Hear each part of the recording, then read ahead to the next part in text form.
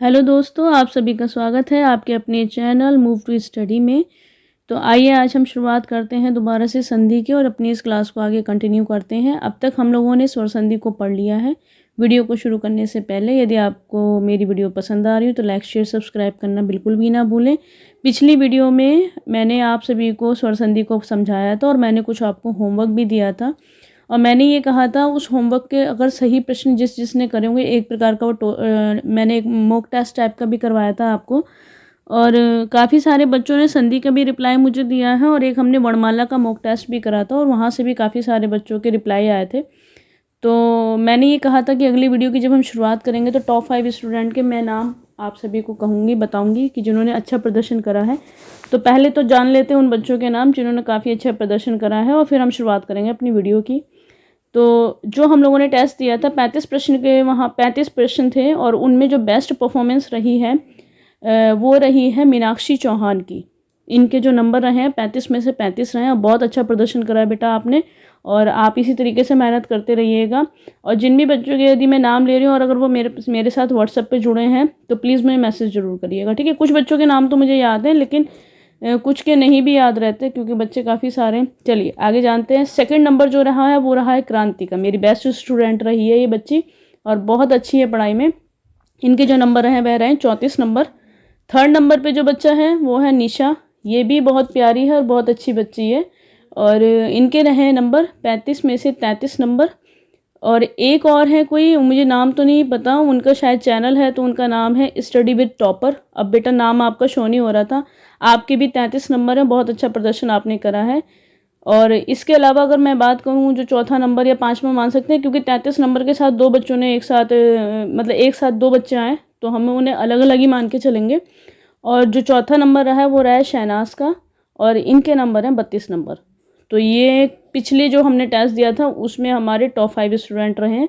अभी भी यदि कोई इस वीडियो को देख रहा हो और ईमानदारी से अगर टेस्ट दे रहा हो तो बेटा आप बेझिझक अपने जो मार्क्स हैं कमेंट सेक्शन में मुझे शेयर कर सकते हो।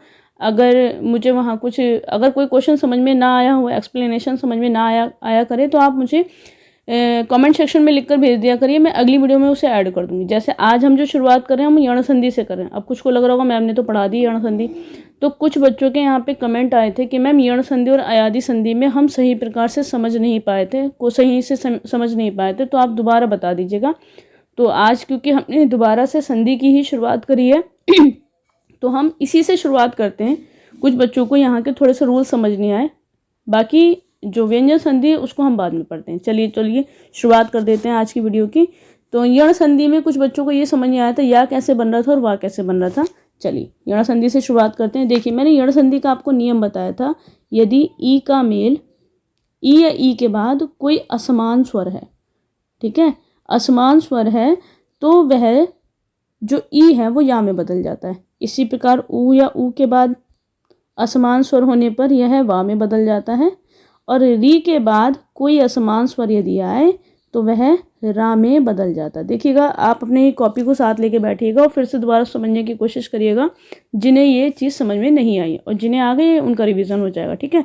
तो बेटा एक बात ध्यान रखना है, यहाँ पर ये नियम जैसे हम बोलते हैं ना वो थोड़ा सा गलत बोलते हैं। हम ये बोलते हैं ई या ई का मेल असमान स्वर से होने पर या होता है, ऊ या ऊ का असमान स्वर से मेल होने पर वाह होता है, तो ऐसा नहीं होता। देखो इसे दोबारा से समझते हैं।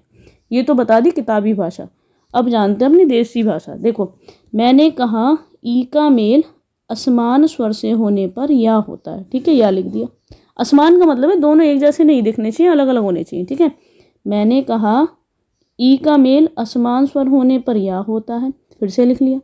फिर हमने असमान लिया, फिर मैंने लिखा ई का मेल असमान स्वर ले लिया ए या होता है। तो देखो प्रैक्टिकली समझो इस बात को। बहुत सारे टीचर ऐसे ही पढ़ाते हैं तो वो गलत होता है। भाई जब हमने ई में आ जोड़ा तो या बन गया, लेकिन जब ई में ऊ जोड़ेंगे तब या कैसे बन जाएगा? बिल्कुल भी नहीं बनेगा। यानी कि ये चीज़ तो गलत हुई। फिर प्रैक्टिकली अगर सोचे तो ये गलत है। तो देखो होता क्या है, ई का असमान स्वर से मेल होने पर ई का या होता है, ठीक है। ई का मेल असमान स्वर होने पर फिर से ई का या हुआ और यहाँ पर भी ई का ही या हुआ।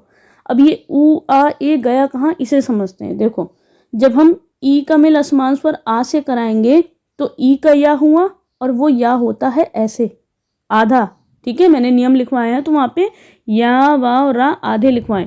तो देखो जब ये आधा है इसमें आ जोड़ेंगे तो ये जो है ये पूरा हो जाएगा, यानी कि यहाँ से हमारा जो ये हलंत है वो हटके क्या बनेगा, या।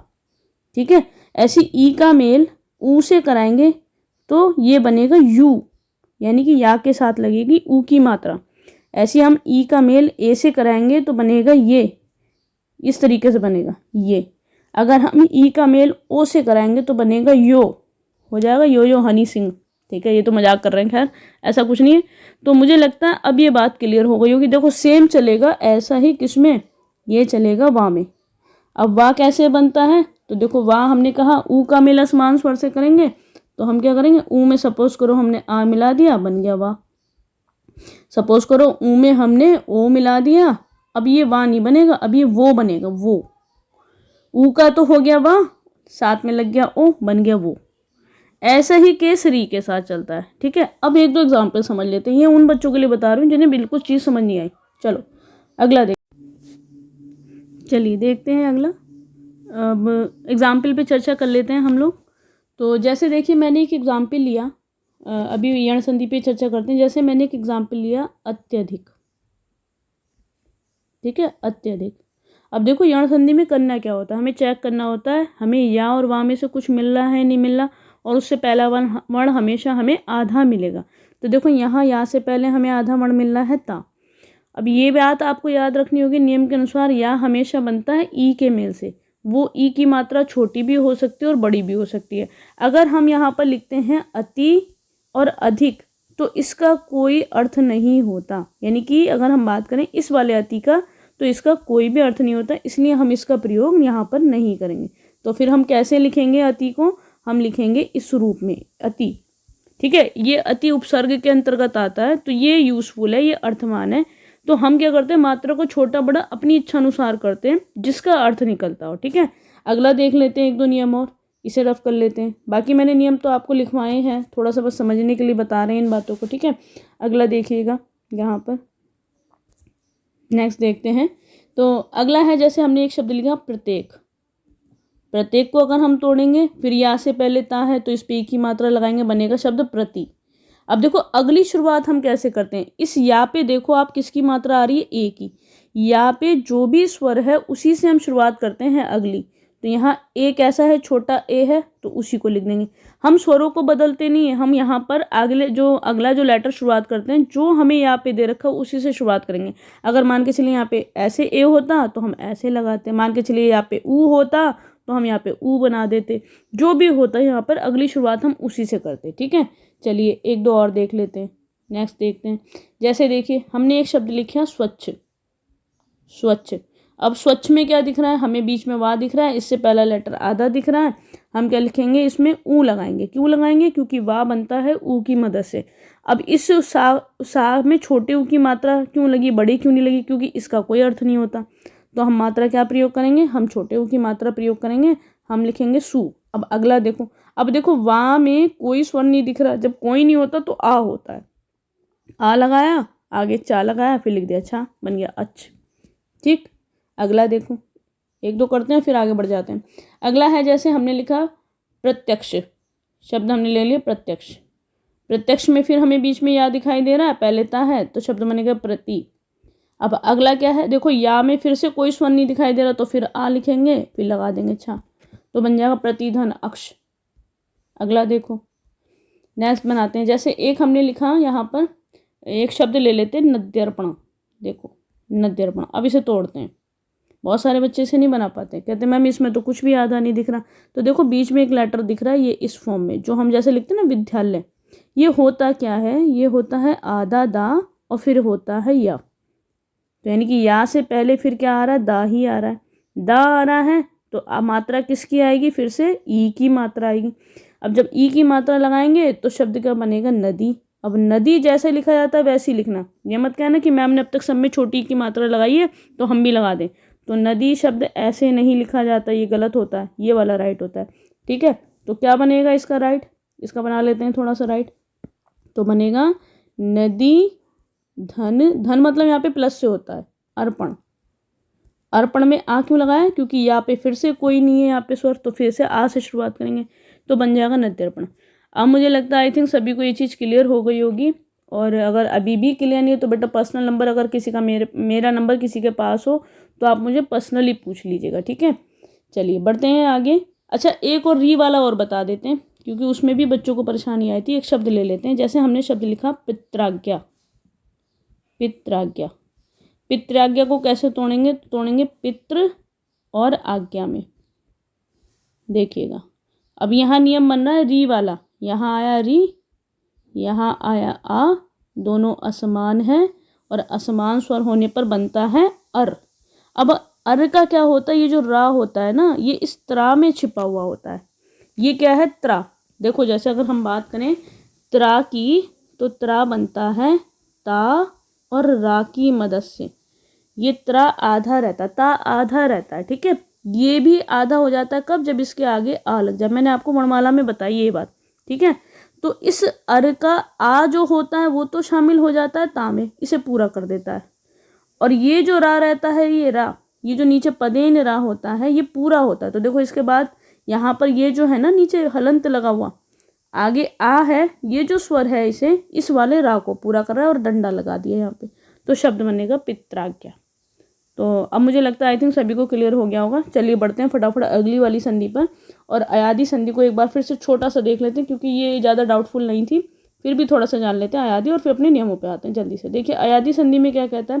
कहता है ए के बाद कोई भिन्न स्वर है, कोई भिन्न स्वर है तो ये अय में बन जाता है। ऐसी अय के बाद करेंगे तो भिन्न स्वर आने पर आय बन जाता है। इसी प्रकार से अगर हम बात करें किसकी? ओ की बात करें तो ओ के बाद भिन्न स्वर आने पर क्या बनेगा? अव बनेगा, ठीक है। ऐसी अगर हम बात करें औ की तो भिन्न स्वर आने पर आव बन जाता है। ये नियम होता है, ठीक है। चलिए अब जानते हैं फटाफट इसके की एग्जाम्पल्स पे चर्चा कर लेते हैं। देखिए एग्जाम्पल मैंने आपको बनवाया था, जैसे हमने लिखा एक शब्द नयन। नयन में हम क्या करते हैं? देखो यहाँ पर या दिखेगा और वाह भी दिखेगा इन शब्दों में, लेकिन इससे पहला वाला वर्ण आधा नहीं होगा, पूरा होगा, ठीक है। ये इसकी पहचान है।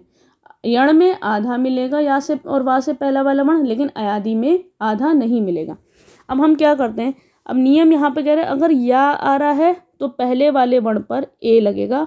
अब वो ए कैसे लगेगा? देखो अगर या से पहले डंडा नहीं है तो सिंगल ए, अगर या से पहले डंडा है तो बड़ी ए बन जाएगी। बस इतना याद रखना है यहाँ पे, ठीक है। तो देखो जैसे इस शब्द पे अगर हम चर्चा करें तो यहाँ पर एक शब्द हमने लिया नयन। नयन को अगर हम तोड़ेंगे तो हम तोड़ेंगे ने। अब यहाँ पे डंडा नहीं, सिंगल मात्रा लगाएंगे। आगे क्या? फिर देखो यहाँ में क्या है? आ छिपा हुआ है, आ लिखो और ना लिखो, अन बन गया। जैसे हमने लिखा नायक।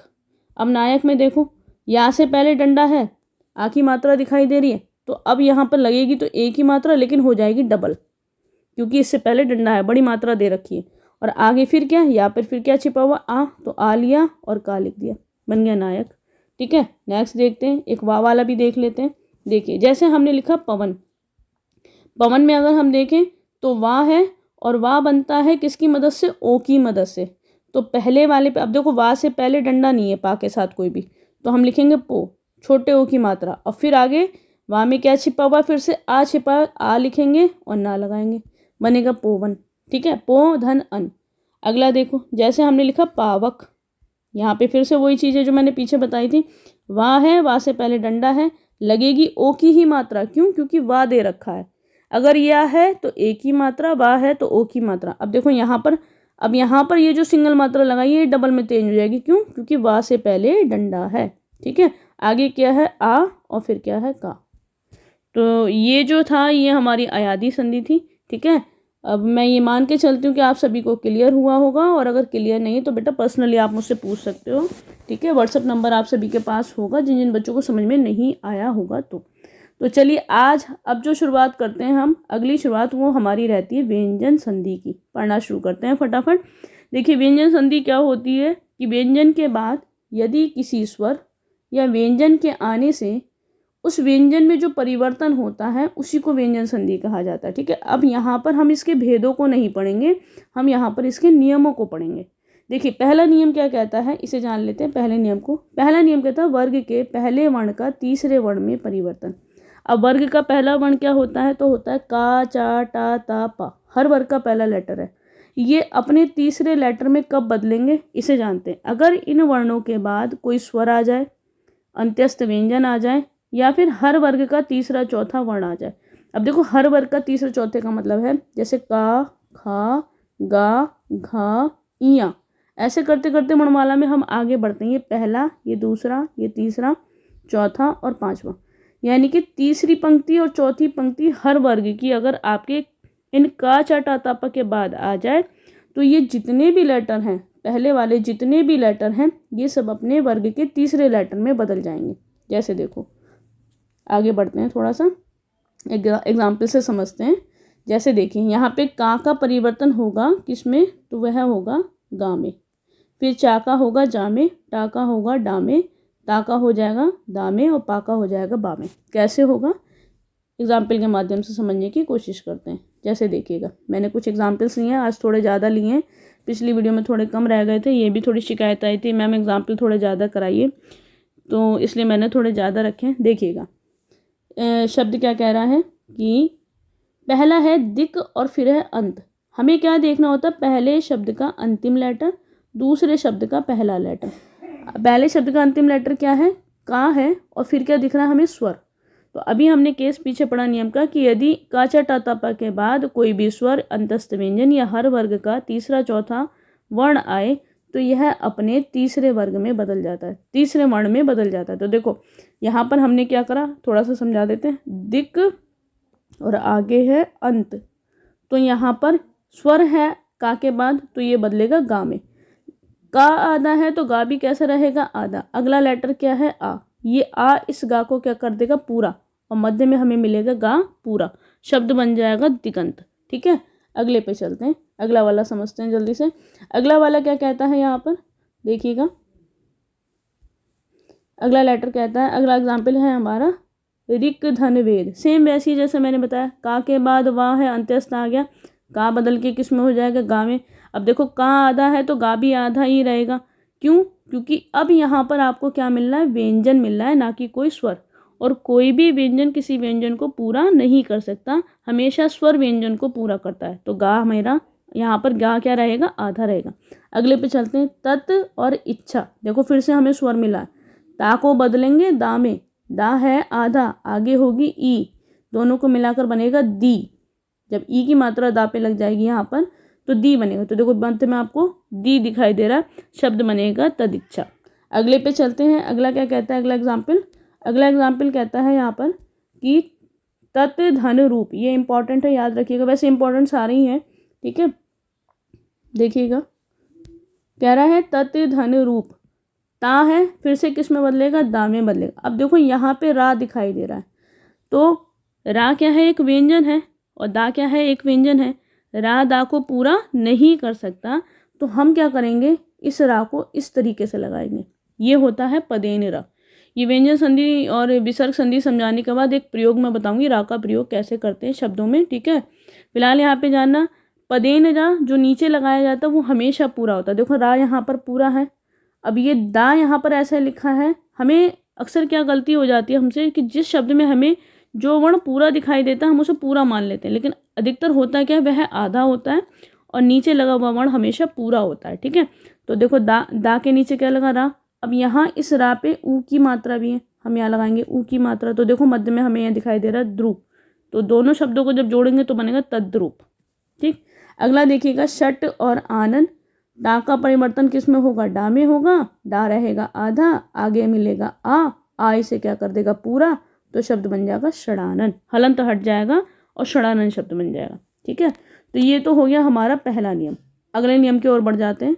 आज ज़्यादा नियम नहीं लाई हूँ मैं, 2 ही नियम समझाऊंगी, क्योंकि पिछली क्लास में ऐसा हुआ था, मैंने कई सारे नियम एक साथ बता दिए थे, तो कुछ बच्चों को थोड़ी सी परेशानी होने लगी थी। ठीक है, देखिए अगला नियम क्या कहता है कि अगर वर्ग के पहले वर्ण का 5वें वर्ण में हमें परिवर्तन करना है। अब आपको ये मालूम होना चाहिए हर वर्ग का 5वां क्या होता है। जैसे देखिए का चा टा ता पा हर वर्ग का पहला लेटर है, इसे किस में बदलना है, 5वें वर्णों में बदलना है, इया उआ अड़ा ना और मा में। तो ये कब बदला जाएगा, जब का चा टा ता पा के बाद अनुनासिक व्यंजन हो या नासिक के हों। अनुनासिक और नासिक के का मतलब होता है हर वर्ग का 5वां लेटर। देखो अब किस एग्जाम्पल समझते हैं, उससे थोड़ी सी बात समझ में आएगी आप लोगों को। पहला है टॉपिक, वो पहला एग्जाम्पल है वाक धन में। तो देखो का आधा है, बाद में क्या दिख रहा है, माँ दिख रहा है, वर्ग का 5वां लेटर होता है। तो हम क्या करेंगे, इस का को इया में बदल देंगे। इया कैसा रहेगा, आधा रहेगा, क्योंकि का कैसा है, आधा है, तो इया भी रहेगा आधा। तो देखो यहाँ आपको मध्य में दिखाई दे रहा है इया, और बाद में क्या करेंगे, मैं को जोड़ देंगे। बाद वाले लेटर को बदलना नहीं है, बदलाव हमें पहले वाले के अंतिम में करना है, ठीक है। तो शब्द बनेगा वांग में। चलिए आगे देखते हैं, अगला देखते हैं। तो देखो का परिवर्तन इया में हो जाएगा, ठीक है, वांग। अच्छा यहाँ पे मैंने हलंत लगा दी, इसे हटा देना भाई आप लोग, ठीक है, ये गलत लग गया है, ये नहीं होगा, वांग में ऐसे लिखा जाएगा, ठीक है। नहीं सॉरी सही है, ठीक है, गलत बता दिया, क्योंकि का आधा है तो यहाँ भी आधा रहेगा, ठीक है। देखिए का आधा है तो यहाँ भी आधा रहेगा, अगर का पूरा होता तो यहाँ पूरा होता, ठीक है, सही है बिल्कुल। अगला है जगत धरनाथ। तो देखो ता भी आधा है, आगे हमें 5वां लेटर मिल रहा है, तो ता का 5वां क्या होता है, ना ही होता है। तो देखो ता आधा है तो मध्य में ना भी आपको आधा ही दिखाई दे रहा है। ता को बदल के हमने क्या कर दिया, ना। ऐसे यहाँ पे का को बदल के हमने कर दिया इया। अगला शब्द है शट और मास। टा का परिवर्तन हम 5वें में करेंगे तो क्षण बनेगा। अब देखो कुछ बच्चे ना ऐसे करके लिख देते हैं, ये आधा नहीं माना जाता। जब इसे हम आधा करेंगे तो हम आधा ऐसे ही लिखेंगे। तो बीच में आपको दिख रहा है एक छोटा सा सर्किल टाइप का, हाफ सर्किल कह सकते हैं। टा का परिवर्तन हो जाएगा अणा में, और मास शब्द ऐसे का ऐसे ही जुड़ जाएगा। अगला है उत धन नायक। तो ता का फिर 5वां क्या होता है, ना ही होता है, ता का परिवर्तन ना में हो जाएगा, और नायक शब्द पूरा का पूरा ऐसे ही जुड़ जाएगा। अगला है सत्य धन मित्र। ता को फिर से हम किस में बदलेंगे, ना में, और अगला लेटर जो है, जो भी शब्द है मित्र है, वो ऐसे का ऐसा ही लिख दिया जाएगा। तो ये 2 नियम थे जिसे आप भली भांति परिचित हो चुके होंगे, और मैं ये आशा करती हूँ कि आपको जितना मैंने अब तक पढ़ाया है वो सारा क्लियर हो गया होगा। यदि फिर भी किसी की कोई बात क्लियर नहीं हुई हो तो कमेंट सेक्शन में बेटा ज़रूर लिखिएगा, और वीडियो को प्लीज़ ज़्यादा से ज़्यादा शेयर कीजिएगा। तो चलिए फिर आज के लिए इतना ही, बाकी मिलते हैं कल। Good bye, take care, okay, bye bye.